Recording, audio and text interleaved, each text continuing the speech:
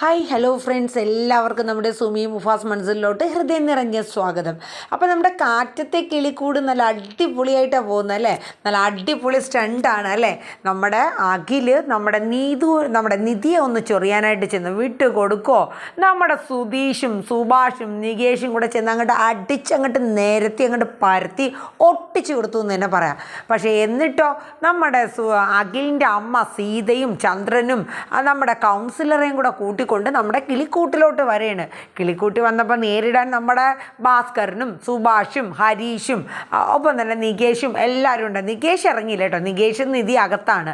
അപ്പം സുധീഷ് ഉൾപ്പെടെ എല്ലാവരും നിരന്ന് നിൽക്കണം. അപ്പം അവരവരുടേതായ ഭാഗങ്ങൾ വാദിക്കുന്നുണ്ട്. അപ്പം പോലീസ് ഇപ്പോൾ വരും, നിന്നെയൊക്കെ കാണിച്ചു തരടാ, നിന്നെയൊക്കെ ജയിലിലിടുമെന്നും പറഞ്ഞുകൊണ്ട് നമ്മുടെ അഖിലിൻ്റെ അമ്മയും അച്ഛനും അതുപോലെ കൗൺസിലറൊക്കെ ഭയങ്കര വലിയ ഡയലോഗ് അങ്ങ് അടിക്കാൻ കേട്ടോ. അപ്പം നമ്മുടെ വീഡിയോസ് കേട്ടുകൊണ്ടിരിക്കുന്നതിനോടൊപ്പം തന്നെ ഒന്ന് ലൈക്ക് അടിക്കാനും അതുപോലെ തന്നെ നമ്മുടെ ചാനൽ ആദ്യമായിട്ട് കാണുന്നെങ്കിൽ ഒന്ന് സബ്സ്ക്രൈബ് ചെയ്യാനായിട്ട് മറക്കരുത്. അപ്പോൾ നമുക്ക് വീഡിയോയിലോട്ട് പോകാം കേട്ടോ. അങ്ങനെ നല്ല അടിപൊളി സീനാണ് കേട്ടോ വരാൻ പോകുന്നത്. നമ്മുടെ ഭാസ്കരൻ്റെ കുടുംബത്തെ പിടിച്ച് നിർത്താനായിട്ട് 3 സ്ത്രീ ജനങ്ങളാണ് അങ്ങോട്ട് വരുന്നത്. ആരൊക്കെയെന്നറിയാവോ? ഒന്ന് നമ്മുടെ നിധി, രണ്ടാമത്തെ നമ്മുടെ നീതു, മൂന്നാമതായിട്ട് നമ്മുടെ സുനന്ദ. അപ്പോൾ ഈ 3 പേരും കൂടെ ആഞ്ഞിരച്ച് ശക്തിയായ ഒരു പേമാരി പോലെ അങ്ങോട്ട് ഇടിച്ചു കയറി വന്ന് നമ്മുടെ ഭാസ്കരൻ്റെ കുടുംബത്തെ അങ്ങോട്ട് ഊന്നി അവിടെ നിർത്തേണ് കേട്ടോ. അപ്പം പോലീസുകാർ വന്നപ്പോൾ നമ്മുടെ അഖിലിൻ്റെ അമ്മ അങ്ങോട്ട് പറയണേ, കണ്ടില്ലേ സാറേ എൻ്റെ മകനെ തല്ലിച്ചതച്ച് ചാവാറാക്കി എന്നൊക്കെ പറഞ്ഞിട്ട് അങ്ങ് സീത ഭയങ്കര കരച്ചിലാണ് കേട്ടോ. അതുപോലെ തന്നെ നമ്മുടെ കൗൺസിലർ പറയണേ, ഈ കുടുംബം അല്ലെങ്കിൽ എന്നും ഇതുപോലെ കേസും വഴക്കും ഒക്കെ തന്നെ സാറേ, നമുക്കൊരു ഒത്തുതീർപ്പിന് പോലും ഒന്ന് വീട്ടിൻ്റെ നടയിൽ വരാൻ പറ്റാത്ത ഒരു ഫാമിലി അവർ എന്നൊക്കെ പറഞ്ഞു കേട്ടോ. നമ്മുടെ ഭാസ്കരൻ പറഞ്ഞു, ഓ എന്ത് ഒത്തുതീർപ്പ് കാര്യത്തിനും പറ്റിയ ഒരു കൗൺസിലറാണ് എന്നൊക്കെ പറഞ്ഞിട്ട് തിരിച്ച് ഭാസ്കരനും പറയുന്നുണ്ട് കേട്ടോ. അപ്പോൾ ഈ പോലീസുകാരിങ്ങനെ ഇവിടെ എത്തിക്കഴിഞ്ഞപ്പോഴത്തേക്ക് ചോദിച്ചു, അതെ ഞങ്ങൾക്ക് നിങ്ങൾ ഈ വക അങ്ങോട്ടും ഇങ്ങോട്ടുള്ള കേസിൽ നടന്നുകൊണ്ടിരുന്നാൽ പോരെ, ഞങ്ങൾക്ക് 100 കൂട്ടം പണിയുള്ള ആൾക്കാരാണ്. നിങ്ങൾ ഫോണിൽ വിളിച്ച് പെട്ടെന്ന് തന്നെ വരണമെന്നും പറഞ്ഞ് കൗൺസിലറെ കൊണ്ട് വിളിപ്പിച്ചത് കൊണ്ടാണ് വന്നത്. നിങ്ങളൊരു റിട്ടേൺ കംപ്ലയിൻറ്റ് തന്നാൽ ഞാൻ വേണ്ടുന്ന പോലെ ചെയ്തോളാം. നിങ്ങളുടെ കംപ്ലയിൻറ്റ് എന്താണ്? അപ്പോഴേക്കും ചന്ദ്രൻ പറഞ്ഞു, സാറേ ഇന്ന് യവന്മാർ ഈ അച്ഛനും മക്കളും കൂടെ ചേർന്ന് എൻ്റെ മോനെ അടിച്ച് മരിക്കാറാകും കണക്ക് അടിച്ച് ചതച്ചിട്ടൊക്കെയാണ്, ഞങ്ങൾക്ക് അതിനെതിരെ കംപ്ലയിൻ്റ് ഉണ്ടെന്ന് പറയട്ടോ. അപ്പോൾ ഇവിടെ ഇത്രയും പ്രശ്നങ്ങളൊക്കെ നടക്കുന്ന സമയത്ത് നമ്മുടെ നീതു വർക്ക്ഷോപ്പിലോട്ട് ചെന്നപ്പോൾ ചന്തു കാര്യങ്ങളൊക്കെ പറയണം, ഇന്നതുപോലെയാണ് നമ്മുടെ സുധീഷ് ഏട്ടൻ്റെ ഭാര്യ നിധിയേട്ടത്തിനെ അഖിലും അവന്മാരെ കൂട്ടുകാരെല്ലാവരും കൂടെ ചേർന്നിട്ട് ഒരുപാട് നാണം കെടുത്തി. 5 ആണുങ്ങളെ നീ എങ്ങനെയാടി മേച്ച് നടക്കണത്? നിനക്ക് അഞ്ജലി എന്ന് പേരിട്ടാൽ മതിയോടി, അഞ്ജലി എന്നൊക്കെ പറഞ്ഞ് ഒരുപാട് കളിയാക്കി എന്നാണ് പറഞ്ഞത്. ആൾക്കാരൊക്കെ അത് ശ്രദ്ധിക്കുകയും ആ നിധിയേട്ടത്തി അവിടെ നിന്ന് കരഞ്ഞു എന്നൊക്കെയാണ് പറഞ്ഞു കേട്ടത്. അപ്പോൾ ഇത്രയും സംഭവം ഉണ്ടാകുമ്പോൾ പിന്നെ ചെന്ന് ചോദിക്കുകയും ഒന്നും വേണ്ടെന്നാണോ പറയണത്? എന്തായാലും സുധീഷ് ഏട്ടനും സുഭാഷ് ഏട്ടനൊക്കെ ചെന്ന് നല്ല കീറ് ഹരീഷ് ഏട്ടൻ ഉൾപ്പെടെ അഖിലിന് കൊടുത്തിട്ടുണ്ടെന്ന് പറഞ്ഞു. അതാണ് സംഭവം. എന്നിട്ട് അവൻ പറയണിട്ടില്ലേ, അവരെല്ലാവരും കൂടെ ചുമ്മാ ഇരുന്ന് അവനെ വന്ന് തല്ലിയെന്ന്. എന്നാൽ വീട്ടിൽ വന്ന് പറഞ്ഞത്, ഞാൻ തീരുമാനം ഉണ്ടാക്കി തരാമെന്ന് പറഞ്ഞ് നീതു നേരെ ഹരീഷിൻ്റെ വീട്ടിലോട്ട് വിടണം കേട്ടോ.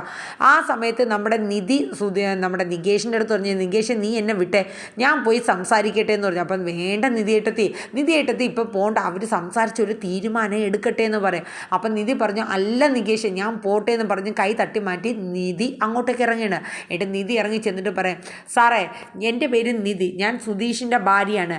ഞാൻ ഇന്ന് ജോലിക്ക് പോകാനായിട്ട് ബസ് സ്റ്റോപ്പിലോട്ട് പോയപ്പോൾ ഈ നിൽക്കുന്നവനും അവൻ്റെ കുറേ ആൾക്കാരും കൂട്ടുകാരും ചേർന്നിട്ട് എന്നെ പരസ്യമായിട്ട് മാനസികമായിട്ട് എന്നെ അവന്മാർ കളിയാക്കുകയും എന്നെ കരയിപ്പിക്കുന്ന രീതിയിൽ എന്നെ ഇൻസൾട്ട് ചെയ്യുകയൊക്കെ ചെയ്തു എന്ന് പറഞ്ഞു. അതായത് ഞാനിങ്ങനെ ഇന്നത് തന്നെ പറഞ്ഞു, നിധി 5 ആണുങ്ങളുള്ള വീട്ടിൽ നീ എങ്ങനെയാണ് കഴിയണത്? അപ്പം നിനക്ക് അഞ്ജലി എന്ന് പേരിടണ്ടേ, 5 പേരെ വയ്ക്കണം, അത്രയും തരം താഴ്ന്ന രീതിയിൽ അവൻ കളിയാക്കിയെന്ന് പറഞ്ഞു. അപ്പോൾ പോലീസുകാരൻ ചോദിച്ചു, ഇതൊക്കെ പറയണത് ഉള്ളതാണോടാ? അത് പിന്നെ സാറേ ഞാൻ അങ്ങനെയൊന്നും പറഞ്ഞില്ല. അപ്പോഴേക്കും നമ്മുടെ അഖിലിൻ്റെ അമ്മ പറയാണ്, സാറേ എവളിപ്പോൾ കെട്ടിച്ചമച്ച് കൊണ്ടുവന്ന കഥയാ സാറേ, എൻ്റെ മോ അങ്ങനെയൊന്നും പറയില്ല സാറേ എന്നും പറഞ്ഞുകൊണ്ട് സീത വലിയ വീമ്പിളൊക്കെയാണ് കേട്ടോ. അപ്പോൾ ഈ സമയത്ത് നമ്മുടെ സുധീഷ് ഹരീഷും ഒക്കെ നിൽക്കുകയാണ്. ആ സമയത്ത് നമ്മുടെ നിധി പറഞ്ഞു, സാറേ എവർ കംപ്ലൈൻറ്റ് തരികയാണെങ്കിൽ അതിന് മുന്നേയായിട്ട് ഞാനൊരു റിട്ടേൺ കംപ്ലൈൻറ്റ് തരും. എന്നെ പരസ്യമായിട്ട് ഒരു പെൺകുട്ടീനെ ഇൻസൾട്ട് ചെയ്യുകയും മാനസികമായിട്ട് പീഡിപ്പിക്കുകയും ചെയ്തു എന്നതിൻ്റെ പേരിൽ ഞാനൊരു കംപ്ലൈൻറ്റ് തരും സാറേ എന്ന് പറഞ്ഞു. അപ്പോഴേക്കും ആ പോലീസുകാരൻ പറഞ്ഞ്, ഇത് എന്താണ്, ഇതിൽ നിങ്ങൾ ഒരു കാര്യം ചെയ്യുക, നിങ്ങൾ 2 കൂട്ടരും കംപ്ലൈൻറ്റ് റിട്ടേൺ ചെയ്തിട്ടുണ്ടെങ്കിൽ ഞാനൊരു FIR എഴുതി കോടതിയിൽ അങ്ങ് കൊടുത്തോളാം, അപ്പം കേസും വഴക്കും ഒക്കെ അങ്ങ് ആയിക്കോളൂ എന്ന് പറഞ്ഞു. അപ്പം സീതയും ചന്ദ്രനും മുഖത്തോട് നോക്കണം കേട്ടോ. അപ്പം നമ്മുടെ നിധി ഇങ്ങനെ ഒരു കംപ്ലൈൻറ്റ് കൊടുക്കും എന്ന് കേട്ടപ്പോഴത്തേക്ക് നമ്മുടെ സുധീഷിനൊക്കെ ഭയങ്കര ഒരു അഭിമാനം തോന്നിയത്. കാരണം വെച്ചാൽ നിധി അത്ര ഇറങ്ങി വന്ന് പറഞ്ഞല്ലോ, അതായത് നിധി എൻ്റെ കുടുംബത്തിനെ ഇൻസൾട്ട് ചെയ്യേണ്ട കാര്യമില്ല സാറെന്നൊക്കെ പറഞ്ഞാണ് നിധി പോലീസുകാരൻ്റെ അടുത്ത് സംസാരിച്ചത്. എന്നിട്ട് നിധി പറയും, ഈ നാട്ടുകാർ ഞങ്ങൾക്ക് ഇന്ന് വരെ സ്വസ്ഥതയും സമാധാനവും തന്നിട്ടില്ല. ഞാനും ഒരു വലിയ വീട്ടിൽ നിന്ന് തന്നെ വന്നത്, എൻ്റെ അച്ഛൻ്റെ പേര് രാജീവ് ശങ്കർ, ഞാൻ ഒരു വലിയ കുടുംബത്തിൽ നിന്ന് തന്നെ തക്കലേന്ന് ഇവിടെ വന്ന് നിൽക്കുന്നത്. ഞാൻ ഈ വീട്ടിൽ വന്നിട്ട് 5 മാസത്തോളമായി. ഇവിടെ പെണ്ണുങ്ങൾ വാഴൂല എന്ന് പറഞ്ഞ് നാട്ടുകാർ ഈ കുടുംബത്തെ എത്രത്തോളം ഇൻസൾട്ട് ചെയ്യാൻ പറ്റുമോ ആ രീതിയിലെല്ലാം ഇൻസൾട്ട് ചെയ്ത് സംസാരിക്കണം. ഒരു നല്ല കാര്യത്തിന് പോലും നാട്ടുകാർ വരില്ല. അപ്പോഴേക്കും നമ്മുടെ ഭാസ്കറിൻ്റെ ലളിതയും നമ്മുടെ ഗംഗാധരനും ഒക്കെ വരെയാണ് കേട്ടോ. അപ്പോഴേക്കും ലളിത വന്നിട്ട് അവളങ്ങോട്ട് പറഞ്ഞങ്ങോട്ട് അവളെ കുടുംബക്കാരെ അങ്ങോട്ട് മേനിപ്പെടുത്തണ കണ്ടില്ലേ. അപ്പോഴേക്കും ലളിത എന്നിട്ട് പറഞ്ഞു, എൻ്റെ പൊന്നു സാറേ ഈ പെണ്ണ് ഇതും പറയും ഇതിൻ്റെ അപ്പുറവും പറയും. ഈ നിൽക്കുന്ന ഭാസ്കരനെന്ന് പറഞ്ഞാൽ ഇങ്ങയുടെ സ്വന്തം അനിയത്തിയാണ് ഞാൻ പറയാൻ സാറേ, യവൻ്റെ മക്കളും കുടുംബവും എല്ലാം അതപ്പതിച്ച കുടുംബങ്ങളാണ് സാറേ. റൗഡികൾ നാട്ടുകാർക്ക് അയൽവക്കത്ത് പോലും ഞങ്ങൾക്ക് കിടക്കാൻ നിവർത്തിയില്ല സാറേ എന്നൊക്കെ ലളിത പറയണേ. അപ്പോഴേക്കും ഭാസ്കരൻ പറഞ്ഞു, ഓ എന്ത് നല്ല മേനിക്കാരി അവള്. അപ്പോഴേക്കും നമ്മുടെ പോലീസുകാരന് ആകെ കൺഫ്യൂഷൻ ആവുകയാണ്. ഒരു വശത്ത് നാട്ടുകാർ, ഒരു വശത്ത് അഖിലിൻ്റെ ആൾക്കാർ, ഒരു വശത്ത് ഭാസ്കരൻ്റെ പെങ്ങളുടെ ആൾക്കാർ, അങ്ങനെ കുറേ പേര് എല്ലാം കൂടെ ഭ്രാന്ത് പിടിക്കുകയാണ്. അപ്പോൾ ഈ സമയം നമ്മുടെ സുനന്ദ 2 ദിവസം നിൽക്കാൻ വേണ്ടിയിട്ട് വീട്ടിൽ വന്നിട്ടുണ്ടായിരുന്നു. അപ്പോൾ സുനന്ദ ലളിത ചെല്ലുകയാണ്. അപ്പോൾ ലളിത ഇവിടെ വന്ന് കാര്യങ്ങളൊക്കെ മനസ്സിലാക്കി കുറേ കുറ്റവും പറഞ്ഞിട്ട് വീട്ടിൽ ചെന്നിട്ട് സുനന്ദയുടെ അടുത്ത് കാര്യങ്ങളൊക്കെ പറയും. അപ്പോഴേക്കും സുനന്ദ പറയും, സുഭാഷ് ഏട്ടനെ കുറിച്ചും സുഭാഷ് ഏട്ടൻ്റെ അച്ഛനെ കുറിച്ചൊന്നും അമ്മയ്ക്ക് പറയാനുള്ള യോഗ്യതയുണ്ടോ അമ്മേ? അവരൊക്കെ ഒരു തെറ്റിനും പോവില്ല. അവർ ഒരാളെ ചെന്ന് അടിച്ചിട്ടുണ്ടെങ്കിൽ അവൻ അതിൻ്റെ ഇരട്ടി തെറ്റ് ചെയ്തിട്ടുണ്ടാവുമെന്ന് സുനന്ദ പറഞ്ഞു. ഞാൻ ചെന്ന് പറയാം. അപ്പം ലളിത പറഞ്ഞു, നീ വീട്ടിൽ നിന്ന് ഇറങ്ങിയാൽ നിന്നെ ഞാൻ ശരിയാക്കൂടി എന്ന് പറഞ്ഞു. അമ്മയുടെ പണി നോക്കാമെന്ന് പറഞ്ഞിട്ട് സുനന്ദയും ഭാസ്കരൻ്റെ വീട്ടിലോട്ട് വരെയാണ്. വന്നിട്ട് പോലീസുകാരൻ്റെ അടുത്ത് പറയുന്നത്, സാറേ എൻ്റെ അമ്മാവനാണ് ഈ നിൽക്കുന്ന ഭാസ്കരൻ. ഞാൻ വർഷങ്ങളോളം കുഞ്ഞുനാൾ മുതലേ കയറി ഇറങ്ങുന്ന ഒരു വീടായത്. പിന്നെ എൻ്റെ അമ്മ ലളിത സാറിൻ്റെ അടുത്ത് കുറേ കുറ്റവും കുറവും പറഞ്ഞുതരാം. അത് വേറൊന്നും കൊണ്ടല്ല, ഇവർ തമ്മിൽ ജന്മനാ ശത്രുക്കളാണ്. ഇവർക്ക് ഈ വീട് അവരെ കയ്യിൽ കിട്ടണം, എൻ്റെ അമ്മയ്ക്കും മറ്റും. അതിന് വേണ്ടിയിട്ട് ഇവരെ ഈ വീട്ടിൽ നിന്ന് തുരത്തി അവർക്ക് വീട് സ്വന്താക്കാനുള്ള പദ്ധതിയാണ്. സാറ് ഇവർ പറയണമെന്നും കേട്ടെടുക്കരുത്. അപ്പോൾ പോലീസുകാരെ നോക്കുമ്പോഴത്തേക്ക് നിധി അവരെ സപ്പോർട്ട് ചെയ്ത് പറയണു. ഈ സുനന്ദ എന്ന് പറഞ്ഞ പെൺകുട്ടിയും പറയണം, അയാൾക്ക് ആകെ കൺഫ്യൂഷനാണ്.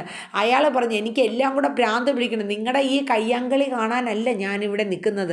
അതെ, ഇതിനൊരു തീരുമാനം നിങ്ങൾ എടുത്താൽ നിങ്ങൾക്ക് കൊള്ളാം. എനിക്ക് നിങ്ങളുടെ പുറകെ നടന്ന സമയം കളയാനുള്ള ആളല്ല ഞാനെന്നും പറഞ്ഞ് പോലീസുകാരൻ ഇതാക്കണം. അപ്പോഴേക്കും നമ്മുടെ കൗൺസിലർ പറയണേ, സാറേ ഇവർക്കെതിരെ ശക്തമായ കുറ്റാരോപണം നടത്തി ഇവരെ ജയിലടക്കണം, ഇവർ അങ്ങനത്തെ കുടുംബമാണെന്ന് പറയാം. അപ്പോഴേക്കും നമ്മുടെ നിധി വിട്ടുകൊടുക്കും. നിധി പറയും, സാറേ ഞാനൊരു റിട്ടേൺ കംപ്ലൈൻറ്റ് തരാം. ഈ പ്രശ്നത്തിൻ്റെ തുടക്കം എന്നിൽ നിന്നാണല്ലോ. ഞാൻ ബസ്സിൽ കയറാൻ പോയ എന്നെ വഴിയിൽ തടഞ്ഞു നിർത്തി മാനസികമായി പീഡിപ്പിച്ചു എന്നതിൻ്റെ പേരിൽ ഞാനാണ് കേസ് കൊടുക്കണം. ഞാൻ കേസ് കൊടുത്താൽ എത്ര നാൾ ഇവനൊക്കെ അകത്ത് കിടക്കും എന്നുള്ളത് എനിക്കൊന്ന് അറിയണമെന്ന് പറഞ്ഞു. അപ്പോൾ പോലീസുകാരന് അയാൾക്കൊന്നും മിണ്ടാനില്ല. അയാൾ എന്ത് പറയാനാണ്? ആകെ കോലാഹലം പിടിച്ചൊരു കുടുംബം. അയാൾക്ക് മനസ്സിലായി ഇവിടെ നിന്ന് തലയൂരി പോകണമെങ്കിൽ ഇനി തലയൂരി പോണത് എങ്ങനെയാണെന്ന് ഓർത്തിട്ട് അയാൾക്ക് ഒരു സ്വസ്ഥതയില്ല കേട്ടോ. അങ്ങനെ ഈ സമയത്ത് നമ്മുടെ നിധി വരെയാണ്. അപ്പം നിധിയല്ല, നമ്മുടെ നീതു, നമ്മുടെ അഖിലിൻ്റെ പെങ്ങൾ വരെയാണ് കേട്ടോ. നീതുവിൻ്റെ ഒരു കുറവും കൂടെ ഉണ്ടായിരുന്നല്ലോ. അപ്പം നീതു വന്നിട്ട് പറഞ്ഞു, സാറേ ഈ നിൽക്കുന്നത് എൻ്റെ അച്ഛനും അമ്മയും ആങ്ങളെയാണ്. ഇവരിവിടെ വന്ന് ഇത്രയും വെല്ലുവിളികളൊക്കെ നടത്തുന്നുണ്ടല്ലോ സാറേ, ഇതിൻ്റെ സത്യാവസ്ഥ ഇതൊന്നുമല്ല.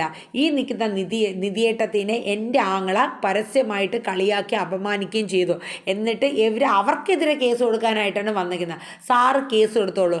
എൻ്റെ വീട്ടുകാർക്കെതിരെ സഹോദരനെതിരെ, അതായത് എൻ്റെ സഹോദരനെതിരെ ഞാൻ മൊഴി പറയുമെന്ന് പറഞ്ഞു, എതിരായിട്ട്. അപ്പോഴേക്കും പോലീസ് പറയാൻ പറഞ്ഞു, ആ ഇത് കൊള്ളാലോ. അപ്പോഴേക്കും നമ്മുടെ സീത പറഞ്ഞു, നീ എന്തിനാണ് ഇങ്ങോട്ട് വന്നത് പിഴച്ചുള്ളതെന്ന് പറഞ്ഞുകൊണ്ട് നമ്മുടെ നീതുവിനെ തല്ലുകയാണ് കേട്ടോ. ഇത് കണ്ടപ്പോൾ പോലീസുകാരൻ പറഞ്ഞു, ദേ കയ്യാങ്കളിയൊന്നും ഇവിടെ വേണ്ട എന്ന്. അപ്പോഴേക്കും നീതു പറഞ്ഞു, സാറേ ഇപ്പം ഈ നിൽക്കുന്നവനും കൈയും കാലും പൊക്കാൻ കഴിവുണ്ടായിരുന്നെങ്കിൽ എവനും കൂടെ ചേർന്നിട്ട് അമ്മയും കൂടെ ചേർന്നിട്ട് എന്നെ തല്ലും. ഞാൻ എല്ലാവരും മുമ്പിൽ വെച്ച് പറയണേ, എനിക്ക് ഈ നിൽക്കുന്ന ഹരീഷിനെ ഇഷ്ടമാണ്. അതിൻ്റെ പേരിൽ തുടങ്ങിയ ശത്രുതയാണ് എൻ്റെ വീട്ടുകാർക്ക് എവരോട്. ആ പേരിലാണ് ഇവർ ഇത്രയും കേസൊക്കെ പൊക്കി കൊണ്ടുവന്ന് ഇത്രയും ഇതാക്കണം സാറേ. ഞാൻ അതുകൊണ്ട് സാറിൻ്റെ അടുത്ത് പറയണേ, സാറ് കേസ് എടുക്കുകയാണെങ്കിൽ എവരെ കുടുംബത്തിന് അനുകൂലിച്ചുകൊണ്ട്, അതായത് ഭാസ്കറിൻ്റെ കുടുംബത്തിന് അനുകൂലിച്ചുകൊണ്ട് ഞാൻ മൊഴി പറയും സാറേ എന്ന് പറഞ്ഞു. അപ്പോൾ ഒരു വശത്ത് നമ്മുടെ നീതു, ഒരു വശത്ത് നമ്മുടെ നിധി, ഒരു വശത്ത് നമ്മുടെ സുനന്ദ. അപ്പോൾ പോലീസുകാരൻ നോക്കുമ്പോൾ ഈ ഇത്രയും ആൾക്കാരും നാട്ടുകാരും കൗൺസിലറും ഉൾപ്പെടെ ഈ ഭാസ്കറിൻ്റെ കുടുംബത്തിനെ ഇത്രയും അധിക്ഷേപിക്കുമ്പോൾ 3 സ്ത്രീ ശക്തികൾ ആ കുടുംബം പ്രൊട്ടക്റ്റ് ചെയ്യാൻ വേണ്ടിയിട്ട് ഇത്രയും നിൽക്കണം. അത് പോലീസുകാരന് മനസ്സിലാവണില്ല. ഇത് ആക്ച്വലി ഇവിടെ എന്താണ് ഈ സംഭവിക്കുന്നത്? അയാൾക്കൊരു തീരുമാനം എടുക്കാനും പറ്റുന്നില്ല. അപ്പോഴേക്കും ഒരു കോൺസ്റ്റബിൾ അവിടെ ഭാസ്കറിന് ഇഷ്ടമില്ലാത്തൊരു ടീമാട്ടോ, അയാൾ പറഞ്ഞു, സാറേ ഇതിലൊന്നും നോക്കാനല്ല, യവന്മാരെല്ലാത്തിനും പിടിച്ച് അങ്ങോട്ട് ജയിലിലിട്ടാൽ മതി സാറേ എന്ന് പറഞ്ഞു. അപ്പോഴേക്കും ഭാസ്കരൻ പറഞ്ഞു, യവൻ എന്ത് പോലീസാടെ പോയി, അവൻ എന്താ ഇവിടെ നടക്കണേന്ന് കൂടി അവൻ അറിയില്ല എന്ന് പറഞ്ഞ് ഭാസ്കരൻ പറഞ്ഞു കേട്ടോ. അപ്പോഴേക്കും അയാൾ എടാ നീയൊന്നും നിയമം പഠിപ്പിക്കാനൊന്നും ഇങ്ങോട്ട് വരാൻ നിൽക്കണ്ട കേട്ടോ എന്ന് അയാൾ പറഞ്ഞു കേട്ടോ പോലീസുകാരൻ. അങ്ങനെ പ്രശ്നങ്ങൾ ഈ ഒരു രീതിയിൽ പോവേണം. അപ്പോഴേക്കും നമ്മുടെ ആ നീതു ഇങ്ങനെ പറഞ്ഞ സ്ഥിതിക്ക് അപ്പം പോലീസുകാരൻ പറഞ്ഞു, ഒരു കാര്യം ചെയ്യുക, എന്തായാലും നമ്മുടെ സീതയുടെ അടുത്ത് ചന്ദ്രൻ്റെ അടുത്ത് നിങ്ങളെ മകനെ തല്ലിയെന്ന് പറഞ്ഞ് നിങ്ങളൊരു കേസ് കൊടുത്തോ. എന്തായാലും നിങ്ങളുടെ മകൾക്ക് എന്നെ അത് ദൂഷ്യം ചെയ്യും. കാരണം എന്ന് വെച്ചാൽ കോടതിയിൽ വന്നു കഴിഞ്ഞാൽ അവൾ പറഞ്ഞത് കേട്ടല്ലോ, നിങ്ങളുടെ മകൾ ഹരീഷിനെ ഇഷ്ടമാണെന്ന്, നിങ്ങളുടെ കുടുംബത്തിൻ്റെ ആ പ്രണയകഥ കുടുംബം ആകെ അറിയുകയും ചെയ്യും. നാറ്റ കേസാവും, പിന്നെ കോടതി കേസ് വഴക്ക് ആയിട്ട് അങ്ങ് കയറി ഇറങ്ങി നടക്കാം എന്ന് പറഞ്ഞു. അത് കേട്ടപ്പോഴത്തേക്കും നമ്മുടെ ചന്ദ്രനും അതുപോലെ സീതയ്ക്കും ഭയങ്കര ബുദ്ധിമുട്ടാവുകയാണ്. ഇത് പോയി കഴിഞ്ഞാൽ ഇത് നല്ല രീതിയിലേക്കൊന്നും എത്തൂല എന്നുള്ളത് ഇങ്ങനെ മനസ്സിലാവുകയാണ് കേട്ടോ. അപ്പം അവർ എന്ത് ചെയ്യണമെന്നുള്ളത് ആലോചിക്കണം. അപ്പോൾ ചന്ദ്രൻ പതുക്കെ കണ്ണ് കാണിക്കുന്നു സീതനെ, വേണ്ട കേസ് വേണ്ടാന്ന് പറഞ്ഞേനെന്ന് പറഞ്ഞു. അവസാനം സീത പറയുന്നുണ്ട്, ഇല്ല സാറേ ഞങ്ങൾ കേസ് തരുന്നില്ല, കാരണം കേസിന് പോയാൽ സ്വന്തം മോള് എൻ്റെ അവർക്കെതിരായിട്ട് മൊഴി കൊടുക്കാൻ നിൽക്കുക, അപ്പോൾ പിന്നെ കേസിന് പോയിട്ട് കാര്യമുണ്ടോ. അപ്പോൾ ഏകദേശം നാളെ ഈ ഒരു രീതിയിലൊക്കെയാണ് കേസും കാര്യങ്ങളൊക്കെ വരുന്നത്. അപ്പോൾ അതിൻ്റെ ഫൈനൽ അവസാനം ഒരു ഒത്തുതീർപ്പിലാക്കി പോലീസ് അങ്ങ് വിടുകയാണ് ഇവരെ. കാര്യം വേറൊന്നുമല്ല, ഈ കേസിൽ മുന്നോട്ട് പോവുകയാണെങ്കിൽ സീതയുടെയും ചന്ദ്രൻ്റെയും കുടുംബത്തിൻ്റെ തന്നെ ദോഷം വരും. മോളെയും കൊണ്ട് കോടതി കയറി ഇറങ്ങേണ്ടി വരും. കാരണം മോളുടെ പേര് നീതുവിൻ്റെ പേരും കൂടെ കേസിൽ വെക്കും എന്നുള്ളത് പോലീസുകാരൻ പറഞ്ഞു. പിന്നെ നിധി ഇവർ കേസ് കൊടുക്കുകയാണെങ്കിൽ ഒരു റിട്ടേൺ കംപ്ലയിൻറ്റ് നിധിയും കൊടുക്കുമെന്ന് പറഞ്ഞു. എന്നെ റോഡിൽ ഇങ്ങനെ നിന്നുകൊണ്ട് മാനസികമായിട്ട് എന്നെ ഇവർ കളിയാക്കുകയും മാനസികമായിട്ട് പീഡിപ്പിക്കുകയും ചെയ്തു എന്ന് പറഞ്ഞ് നിധിയും കേസ് കൊടുക്കുമെന്ന് പറഞ്ഞു. അങ്ങനെ നമ്മുടെ ഭാസ്കറിൻ്റെ കുടുംബത്തെ ഒട്ടാകെ നമ്മുടെ 3 സ്ത്രീ ജനശക്തികൾ ചേർന്ന് ഭാസ്കറിൻ്റെ കുടുംബത്തെ പ്രൊട്ടക്റ്റ് ചെയ്യാൻ കേട്ടോ. അതായത് നമ്മുടെ ഹരീഷിന് നമ്മുടെ നീതുവിനെ ഓർത്ത് അഭിമാനം, നമ്മുടെ സുധീഷിന് നമ്മുടെ നിധിയെ ഓർത്ത് അഭിമാനം, നമ്മുടെ സുഭാഷും വിട്ടുകൊടുത്തില്ല, നമ്മുടെ ആരാണ് സുനന്ദയെ ഓർത്ത് നമ്മുടെ സുഭാഷും അഭിമാനിക്കുകയാണ്.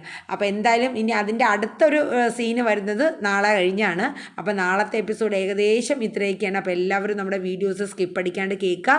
അതോടൊപ്പം തന്നെ നമ്മുടെ ചാനൽ ഇതുവരെയും സബ്സ്ക്രൈബ് ചെയ്തിട്ടില്ലെങ്കിൽ ഒന്ന് സബ് ചെയ്ത് സപ്പോർട്ട് ചെയ്യുക. അപ്പോൾ എല്ലാവർക്കും നല്ലൊരു ശുഭരാത്രി പറഞ്ഞുകൊണ്ട് നിർത്തുന്നു. Tata bye bye, take care, thank you.